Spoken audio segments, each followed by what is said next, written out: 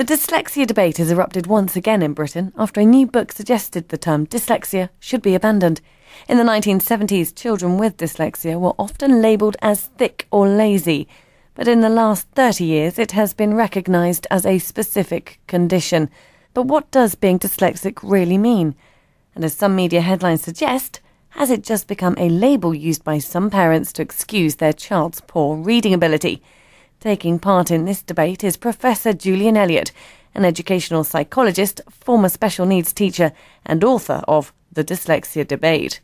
Martha Gill, who blogs for the Telegraph and specialises in neuroscience and society.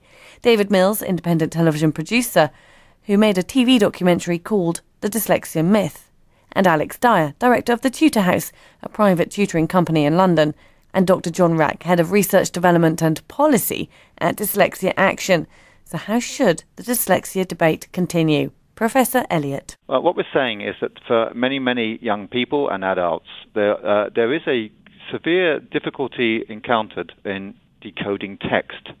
And this generally has a biological basis and can be complex and problematic to address. But here's where it gets problematic. When people see youngsters with these kinds of difficulties, well-meaning others will often say to mum and dad, you know what, your little Jimmy's having really great difficulty with his reading. Maybe he's dyslexic. Have you ever thought about getting him assessed? And so off go parents with Jimmy to get the assessment, and usually it will usually be found that they are dyslexic. But here's some problems. Firstly, as we show in the book quite clearly, the understanding of dyslexia varies substantially from one person to another. The prevalence rates range from 4%, some people say, and some people go all the way up to 20%. That's 5 times more. A whole range of different symptoms and processes and different problems are put into long lists. So firstly, then, we're arguing that this construct is extremely problematic. Secondly, if you get the dyslexia diagnosis, it tells you absolutely nothing at all that's additional to or different from the kinds of practices that skilled teachers already put into place with children with reading difficulties. Unlike going to doctor for diagnosis, where you get some kind of treatment, the dyslexia diagnosis doesn't offer you anything additional. Thirdly, if there are benefits to getting a diagnosis of dyslexia, either some kind of resource accommodations or more sympathetic hearing, the problem with this is that only some youngsters get this diagnosis. Only some youngsters have parents who are able to perhaps get this and with a wherewithal and so on. And a whole range of children I've worked with myself, for example, and many other children in more difficult, disadvantaged areas are less likely to get the label and therefore less likely to get the resources and the kind of sympathy or help that's provided as a result.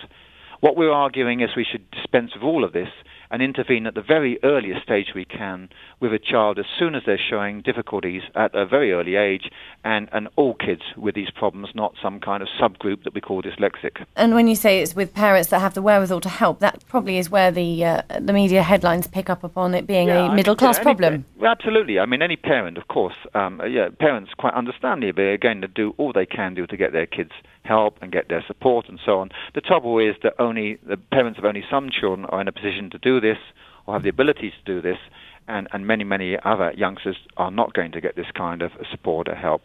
So what we're recommending is a much better, more equitable, more fair way of operating at a much early age and for all kids, not just some kids.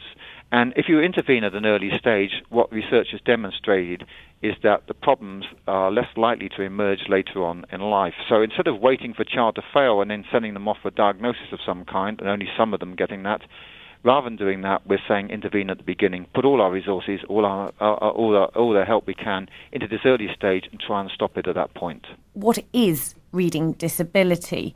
And you're saying that the effort should go into tackling that reading ability early on, as opposed to waiting retrospectively and then subsequently diagnosing a dyslexia. Absolutely. I mean, we've shown in the book that we've reviewed the literature, and we have demonstrated that you can identify at a young age kids who are either at risk of reading failure at some point in the future or are actually currently having difficulties of this kind.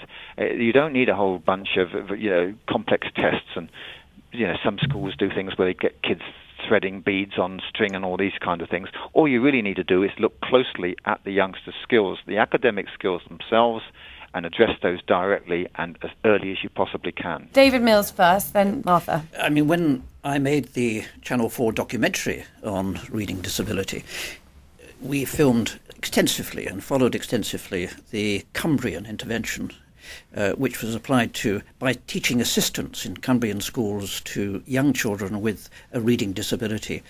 And it was extremely well researched by academics at York University. The American academics we spoke to said it was one of the best studies they had encountered. And within 12 weeks in these Cumbrian schools, they were able to move the reading age of the children forward by between 8 and 9 months, which is significantly faster than many traditional dyslexic interventions. And it showed that by tackling the problem early, identifying the children early, by concentrating on the phonological deficit in these children at a very early age and in a fairly intensive way, but quite cheaply, you can move things on very considerably for these children. And the little girl that we focused on in the programme, I think she was 7 or 8, had a huge reading difficulty. She was just being introduced to the Cumbrian intervention in Scarborough, in a school which had taken it over, and within about 6 months of the programme going out, her mother rang me and said that her reading had been so transformed by this simple, inexpensive intervention that she was now reading voraciously.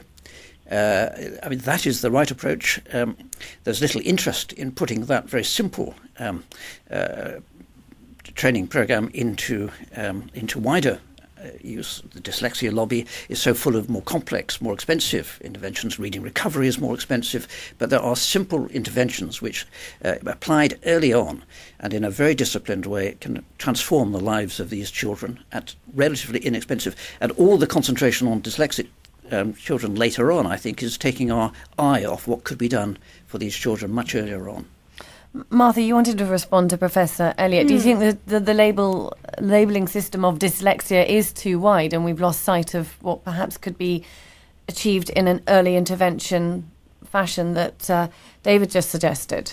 I think perhaps the label is a bit wide, but I don't think that that's necessarily reason to do away with it altogether. I think that Julian Elliott puts forward a couple of reasons for getting rid of it, which I wouldn't necessarily agree with. One of them being that, you know, the kind of treatments for dyslexia are only available to some people. I mean, I think that that's a reason for investment in these areas which are more deprived rather than necessarily getting rid of it. I think that the fact that perhaps children respond better when there's an earlier intervention isn't necessarily a reason for getting rid of dyslexia, but rather, you know, identifying it earlier on. But what is dyslexia? That's the major problem. There are 28 different definitions. Which one are you going to use? There are about 28 different definitions of schizophrenia, but people find it a very useful term. It's a cluster concept. There are lots of various different diseases within it, but people understand what it means, so therefore they're able to treat them. I mean, I think that... The question is, if you diagnose dyslexia in the way you say later on, what would you do differently to what you would be doing already once you've identified the youngsters earlier on as having these kinds of problems? I think what's helpful about, all we're talking about really here is semantics, I guess, because, you know, if you say, you know, if we do an evidence-based research which shows that children struggling particularly with literacy problems are helped with certain areas. I mean, the only difference you're talking about is whether or not we call it dyslexia. I think dyslexia is a helpful term merely because it's without stigma at the moment. As you say, parents are very eager to have their children diagnosed as dyslexic. It's one of those rare terms for a I suppose it's a neurological disorder, which parents are happy to have their kids diagnosed with, and we should not confuse with being stupid or slow. So we have there are a group of intelligent kids who struggle with this particular thing, and I think why not call them dyslexic? Dr. John Rack is... Yes. Can I just cut back on that one, if I may? Very briefly, and then because I'd like to hear from Dr. Rack. The trouble is that you've already said that there are multiple understandings, and then you talk about semantics. So we're trying to deal with a science here, so we need to be very, very clear the terms we use. But the point is that it tells you nothing about what to do. The Select Committee of Education constantly challenged the dyslexia lobby when they took evidence of their report in 2009 to say what was different for a dyslexic kid than for any other youngster with reading difficulties, and they constantly asked and didn't get an answer. And if you read the report, you'll see the frustration they had as a result. Well, I think... Sorry, can I just come back in? Come in there, yes. Yeah, Dr. Rack. I think we are talking about... we have a lot of agreement here, that's the first thing to say. As part of the dyslexia lobby, and I have to put my cards on the table and say, I've been involved in assessing children and adults with dyslexia for many years, and that's what Dyslexia Action primarily does. We assess, we teach, and we train. So you could say we have a vested interest. But we and the rest of the lobby also strongly advocate early intervention. And the point about definitions, I think, is somewhat of a red herring, as has been pointed out. There's always variability in any construct, and there's always grey areas around the edge. But in 2009, a significant year, the Rose Review that reported to the Department for Education agreed a definition that placed the phonological difficulties with decoding and some things in memory and speed of processing at the core, and it said this is what dyslexia is, let's agree on that, and let's recognise that there can be other things that go along with it, so-called co-occurring difficulties, which complicate the picture. Now, of course, and when I was part of that advisory group, and we considered the issue of screening, but we rejected that and said, no, in the early stages, you don't need to screen to differentiate. Quite agree with Joe Elliott here. You teach in a structured, systematic way, and you do that, never mind whether you've got a dyslexia issue or whether you think it's a poor reading issue. The issues are similar, but dyslexia goes beyond that. And as David Mills has said, the reading intervention program done in Cumbria, very good, and many evidence-based practices that show that this sort of approach works. But there always remains some for whom it doesn't work so well. And then there are ongoing problems later on in schooling to do with spelling, to do with organisation, often to do with fluency in reading. And let's forget also a subgroup of people who actually decode fairly well, but struggle with comprehension. So there's variety, and there are different shades of dyslexia for sure, and there are different factors that come into play for different people. And very often it's useful to understand what those are with an assessment. I wouldn't want it early on. I wouldn't want it to be a gate to prevent anyone receiving support. Completely agree on that. But I do think when someone has struggled and school has been confusing and learning has been confusing to them, if you can have something that points to where specific problems are and points to strategies that you can use, because we know lots of things that work, and we can say, look, other people who've had these similar sorts of difficulties find these things helpful, then that's of value. And I really do have to take issue with Joe on the question that you do exactly the same. So I don't think you actually mean that, Joe. I think what you mean is that you do what different people need, which is variable. I meant that. Yeah, thanks, John. If I can clarify, what I mean is you do the same thing in responding to individual differences of kids that you would do whether they had the label of dyslexia or not. And of course, what we put in the book in our final conclusion is the importance of differentiating between reading accuracy, reading fluency, reading comprehension, speech and language, handwriting, spelling, written expression, and so on. And we're arguing that you have got to assess each of these things independently and then put in place the best evidence-based interventions you possibly can. The other thing I'd say to John is that, of course, when you talk about phonological awareness and the sorts of things that were in Rose, it didn't actually mention things like the coloured lenses, where there's a huge industry for coloured lenses and overlays as a treatment of dyslexia, which doesn't seem to fit in with the kind of definition you've just outlined. And I think that there's a reason for that, and the reason is we didn't accept that there was evidence to suggest that colour lenses and filters were something that caused a specific benefit for people with dyslexia. Yeah. For some people who have eye strain and find visual disturbances in certain kinds of lighting conditions, it may help. But no, Rose was very clear, and we spent lots of time discussing this, because as you say, there is a lobby to say this is what we should all be doing, and it wasn't. We did not make that recommendation. Hold on a second, guys. Sorry, we haven't heard from one of our guests yet, and just not to make sure we're all inclusive here. We talked a lot about the term and the phrase, and a lot of what you have mentioned means, we're still going back to the core that actually what is a reading disability, and you mentioned in the conclusion of your book, Professor Elliott, that there's reading fluidity, all sorts of different phrases relating to not necessarily dyslexia, but the reading disability that children suffer.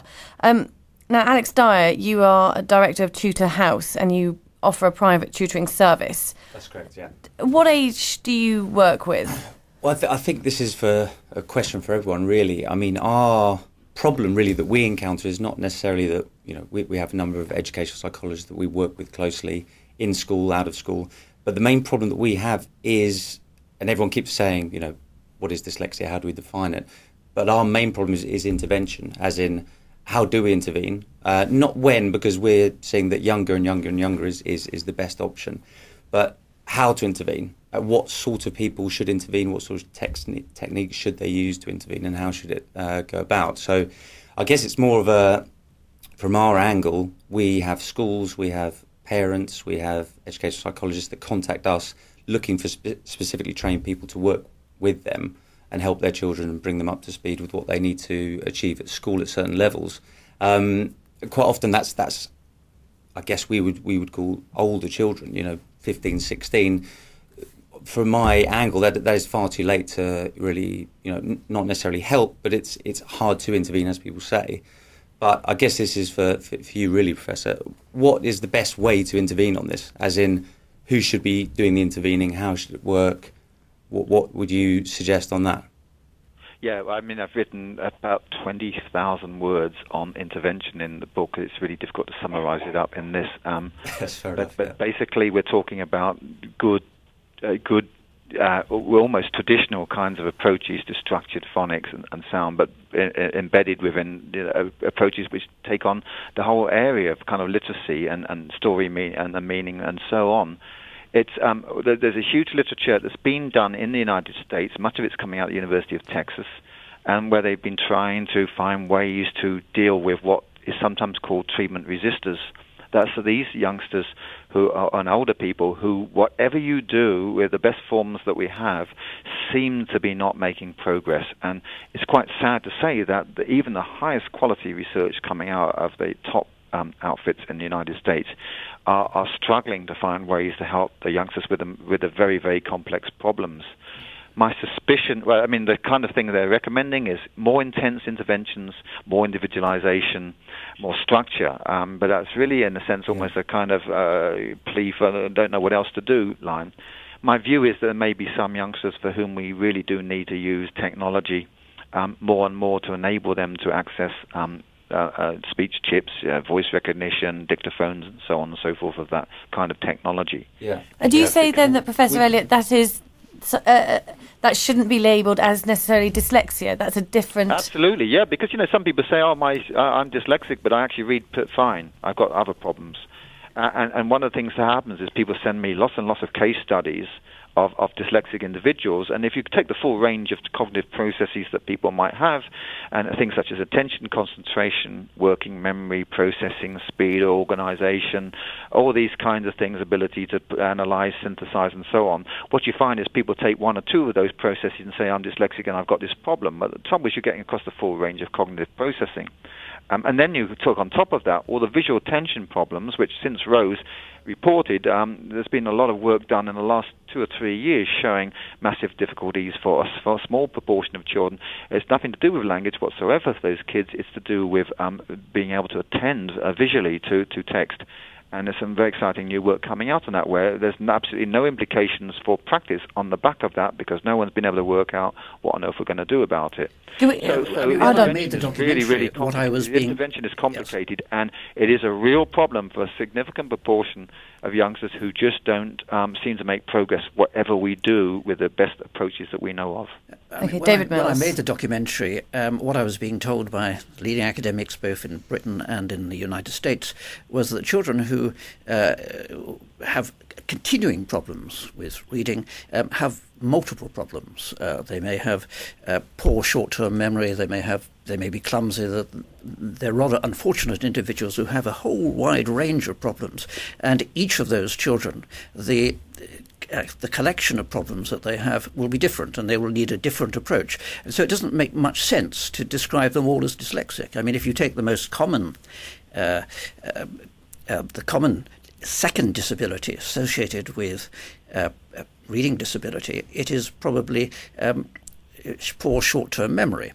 But if you actually look at people who have a reading disability, only 36% at most have poor short-term memory. And in one major US study, they took 60 children with profound reading disability, and they found only eight had very poor short-term memory, and 7 had very good short-term memory, so that there isn't a syndrome that you can point to which simplifies the treatment package that you have to be provided. And I think dyslexia gives the impression that there's a dyslexic intervention that you can do, whereas all these children have to be seen as differently.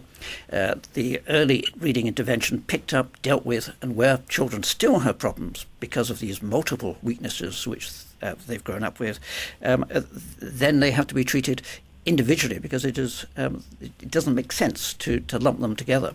Would you agree, Martha, that it doesn't make sense to lump all these deficiencies together and do away with the term dyslexia? Well, what I would say is that in the research field, in the research that's being done on dyslexia, I mean, of which there's sort of 5 decades of hinterland, and it's moving forward, the type of research that's being done is moving forward very carefully in these different, which they've sort of delineated, fields of dyslexia. Some of it's associated with eye movement. You can tell, according to them, an optometrist, if you look at the way that a child's eyes move over text, you can tell whether or not they're dyslexic, or indeed, whatever you want to call it, by the way that their eyes move, because it's a difficulty in decoding and the eye movement will be different. There's a whole wealth of research in this which is specifically going towards identifying that bracket of children who are just as intelligent, who are, might be very bright, but have specific problems in literacy. They may be very good at maths or whatever, and wanting to define them as dyslexic against people who simply have reading difficulties. Now, there are many ways you can do this. There's anatomical differences. It's been recorded in dyslexics. There are differences which you can pick up with electrophysiology, and if you look in their eyes I don't know whether Juliet Elliott will rubbish these studies, but they are being done, and it seems to me that there's progress. Now, I don't know if you just sort of ditch the term altogether because we're not quite there. That seems to me, a species of giving up. My opinion is that we should keep the term because it's a useful bracket in which all this research is being done, but merely make it slightly more specified. All the problems that you seem to bring up are just people's interpretations of the word dyslexia, and things that people might think about dyslexic children, or things that have been done before which aren't quite right. I think that we should keep the term, but merely improve our methods and improve our education about what dyslexia actually means. Who was that? Dr. Rack there? Yes, it was me. Yes, Dr. Rack. Dr. John Rack.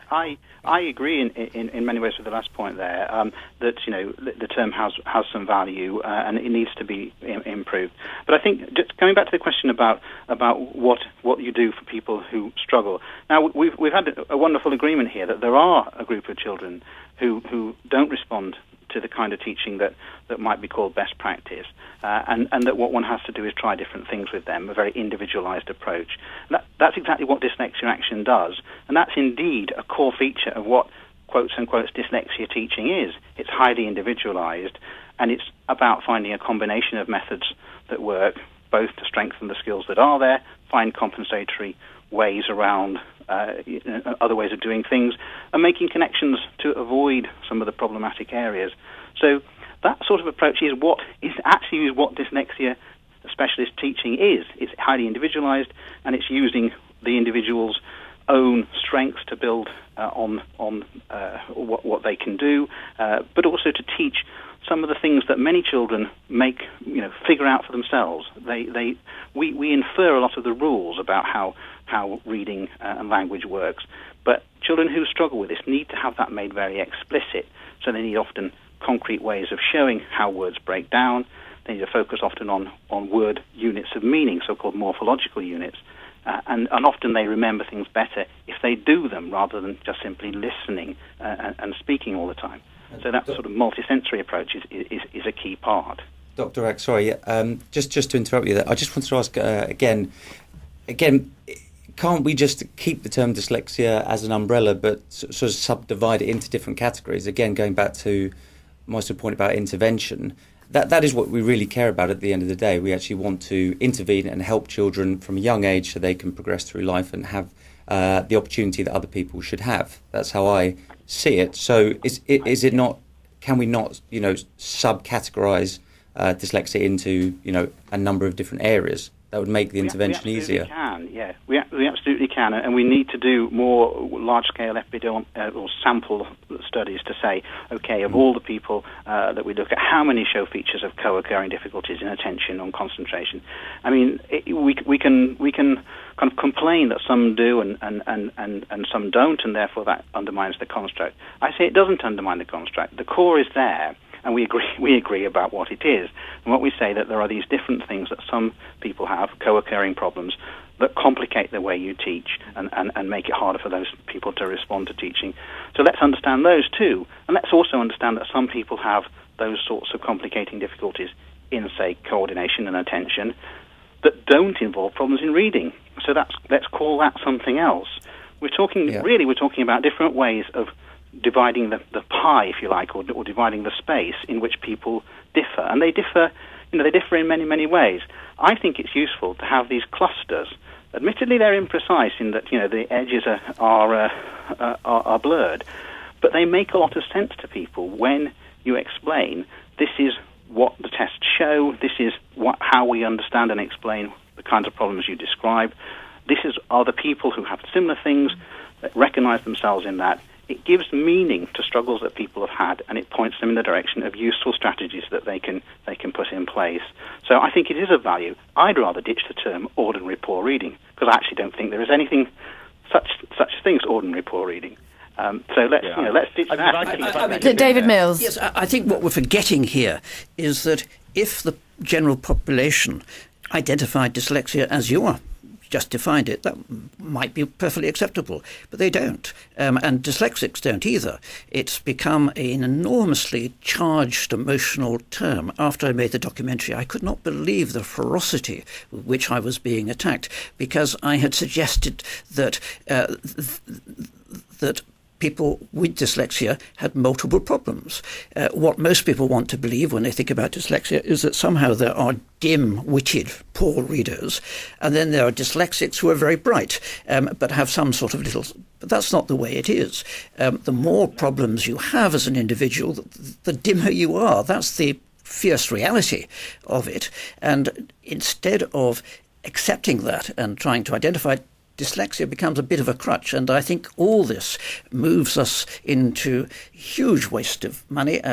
Individuals who are defined as dyslexic can get, it may have changed under the present, but when I made the documentary, I discovered to my horror that they could get up to about £9,000 on tape recorders and all sorts of things which had never been proved, and that overall it's impossible to find it was impossible at the time to find just how much the government was spending, but maybe as much as £50 million was being spent on children who were defined as dyslexia on ways that all the academics were saying to me was largely a waste of time and effort. And money. Well, there's always going to be some of that. I think we can't avoid that. But this issue of a crutch, I think, is it's disingenuous. People need some support to make sense out of the struggles that they have. Oh, absolutely. And, even with particularly with the current government that we have, where if you don't speak properly, you don't spell properly, and your grammar isn't very good, you're marked down. And not so very long ago, if you spelt badly or you read badly, or even if you talked in a funny way, you were judged as being dim. So dyslexia has this history, and it serves a valuable purpose now in being a way that people can say, look, this is the problem that I have, but it doesn't mean that I've got all these other problems. I'm not necessarily dim. I'm not necessarily lazy. You might be lazy and dyslexic as well. And let's not say these things are exclusive. But it's a way that helps people make sense, and it's a positive way in which we can understand and recognise and give support to people who need it. But the nonsense that comes from this definition of dyslexia is that I came across one lad who had poor reading, poor memory, several other problems, but because he had managed to get a diagnosis as being dyslexic, he was actually insisting on reading medicine. Medicine where you need a profoundly good memory and all the other literacy skills. And he was reading medicine on the basis that he was dyslexic and therefore was bright and had a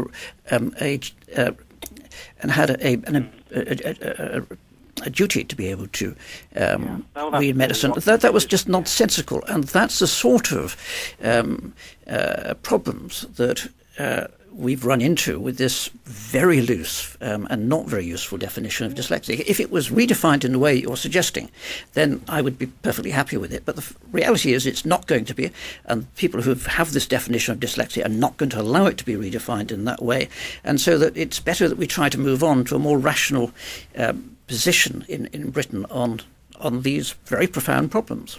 We are I actually... think the issue of intelligence, if I may say a bit, this is a really, really emotive issue, and I've spent quite a lot of time writing about that in the book, because as Martha said earlier, her understanding of dyslexia is that this is for high ability, high IQ kids who are poor readers, and this what's called a discrepancy model, which is the difference between IQ and reading ability, is still widely employed, even by psychologists who should know a lot better, despite the fact that it's been scientifically discredited as any way of diagnosing. And if you go to the British Dyslexia Association webpage, or you can actually ask John, because he'll say the same thing, people who both in the BDA and probably Dyslexia Action will say that dyslexia, as they understand it, operates across the full intellectual range. In other words, the whole idea about intelligence is irrelevant when you are talking about these kinds of complex reading problems of this kind. But because people think it is a way of saying, that the youngster is bright, but with a reading problem, that this is somehow stuck in people's consciousness and still used by some diagnosticians.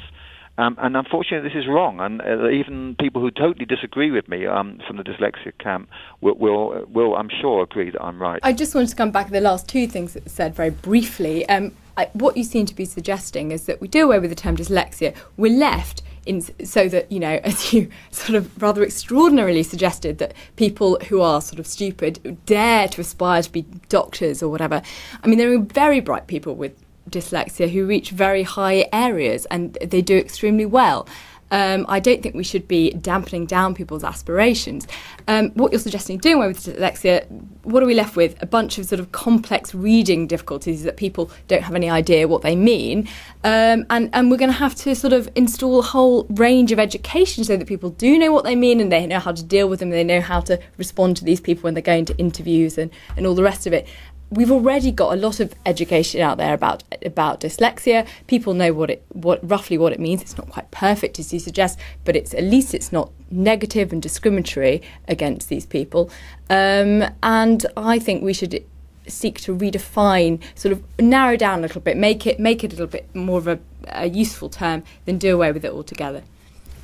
So redefine and recategorise and not necessarily ignore. Is anyone else would like to have a final word before I... If I could just say one thing. The idea of excuse is, we put in these pejorative words. I don't think the word excuse should be used in this kind of conversation. It's not about people trying to excuse anything. It's quite understandable that parents of children who have suffered a lot of hurt and humiliation find that really, really want to try and find some explanation which will bat that away. And there's hurt and humiliation about things which are totally untrue. Often, kids, the idea that a child's lazy because they struggle to learn to read, or they're not very bright, and these things are wrong. We've got to address those problems at source. Stop it now. And make sure that no child is seen as lazy or inappropriately seen as low in intellectual ability. We must address that and make sure we knock that out. There's no way to do that. Kid who does worse at school is always going to be... Rather than having a diagnosis of dyslexia, which some parents will see this as a way of batting that away, but unfortunately there are many, many children out there who will not get their diagnosis and who may actually, as a result of this way of looking at the world, may actually be more likely to be seen as lazy, stupid, or the other inappropriate epithets as a result of this. But there is a fierce reality here that whilst early reading disability has nothing to do with IQ. It's a little bit like being colourblind or a little bit like being tone deaf. It has nothing to do with IQ. If it isn't corrected early, If it's allied to other neurological defects which undermine reading, if a child ends up not reading and doing much less reading than their peers, they will progressively become relatively less intelligent. I mean, that's the reading builds up intellect. If you don't read, your intellect is stifled, it's being held back, so that there is this awful problem that children with these many multiple problems, there is an intellectual result from what happens to these children, even though it starts without any intellectual relationship. Highly intelligent young children can suffer reading disability. But if they haven't started reading, and there's some marvellous research in the States which sets this out from Stanovich, if they haven't started reading, if they don't read, if they read far, far less than most other children, their intellect will suffer. We clearly agree that this group of children exist, and we clearly agree that more needs to be done. I think dyslexia is useful. It's not a meal ticket. You know, it does get you some resources at certain stages, but schools these days, they're good at recognising kids with literacy difficulties, and they understand dyslexia. It's not a battleground anymore. So we don't have to, it doesn't need to be as emotionally charged as it is. So if you think you've got an issue with dyslexia, talk to your teacher at school. You may not need a diagnosis, but there is a lot that can be done that comes from a huge experience of what works for people who have been described in this way in the past. That was Dr. John Reck, Head of Research Development and Policy at Dyslexia Action. I'd like to thank all my guests, Professor Julian Elliott, educational psychologist, former special needs teacher and author of The Dyslexia Debate, Martha Gill, who blogs for the Telegraph and specialises in neuroscience and society, Alex Dyer, director of Tutor House, a private tutoring company in London, and David Mills, an independent television producer who produced a TV documentary called The Dyslexia Myth.